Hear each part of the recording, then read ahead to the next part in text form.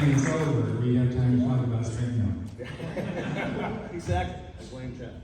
Moving on to Ethan Pro, Star Wars, Indiana Jones. Look at this. First of all, you're way too attractive to be an artist. I don't know what you're doing. Come on. I don't know if I'm looking at the poster or you. The modeling. So how did you get into poster art? What's your background? Well, I've been an artist for pretty much my whole life.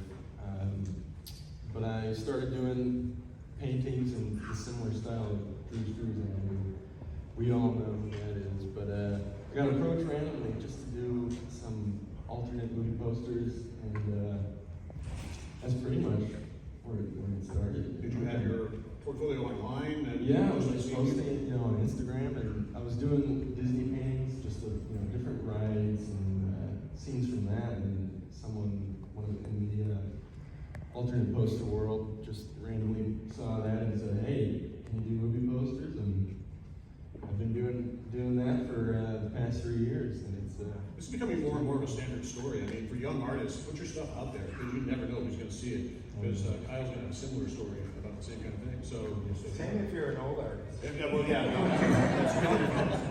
Yeah, no. I mean, obviously, it's so much easier to get yourself out there. You don't have to be drawing pictures with engines with stuff. Right. So you got to do these. Where did these come out? What are these alternate posters? these. Drew was retired by this time pretty much, and they wanted. I was approached to kind of do something reminiscent of his classic Star Wars, and so I had the chance to do that, and this is what.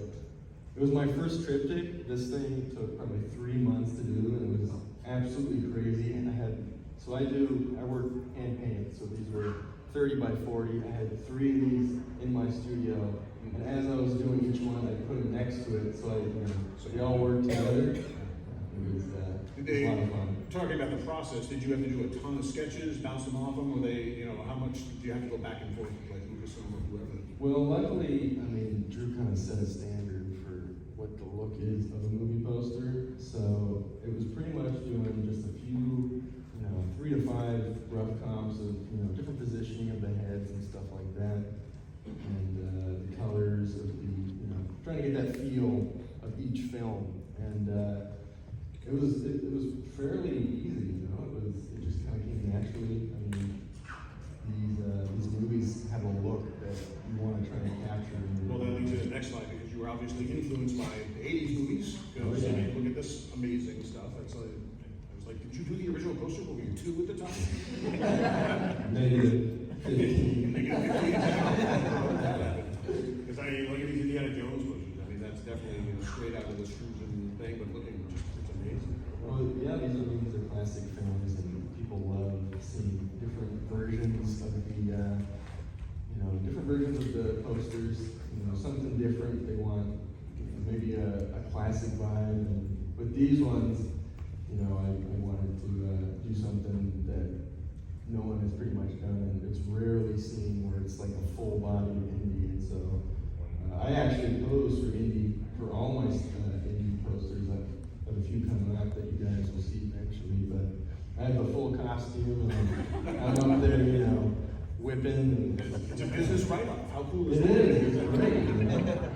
You've also done some, this is a video game called War and the Warriors. I mean, another movie that predates you by about 50 years, so well done. And there were classic influences as well. You had the Creature of the Black Lagoon poster on there, so very, very cool. Now, I asked Ethan for some process drawings, basically, to go through this. So this is your first step. This is, you're, again, traditional in terms of pencil and paper, right? So Right. So I started out by using gesso on a 30 by 40 board. Gesso is kind of like a really thick acrylic paint, so I can make it as thick or as smooth as I want it, depending on how I want the movie poster to come out, or it be rough, depending on the grittiness of the movie. And then I do an underdrawing, which you see up here, which it's just a lot of the design work comes in at this stage here. Add in the darks, and then from there I transparently paint with an airbrush, acrylic paint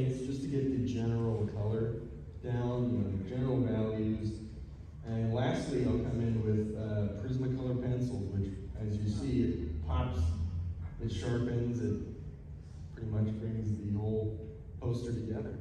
We've got a short video which we're gonna show in just a second. So here are the four put together, how it goes through. Bill's very excited, airbrush. Yeah. Guys doing airbrush. And then, let's see, I can play here. You can talk through this, I don't think, because this is music, right? So, I have a, so this is a Blade Runner thing you're doing. Yeah. Blade Runner, the, 2049. Drew did a version of the first one, and so this was kind of a passion project. I wanted to do something that, for the second film that kind of has the same vibe. This is the underground part where I'm designing, and you'll see here, I start with the darks. And some stuff in purple on the hologram. Yeah, so I'll This use is gonna be lighter. Color pencils, just in case I don't want it to be so dark or. Why do you do the blacks first as opposed to anything It else? sets for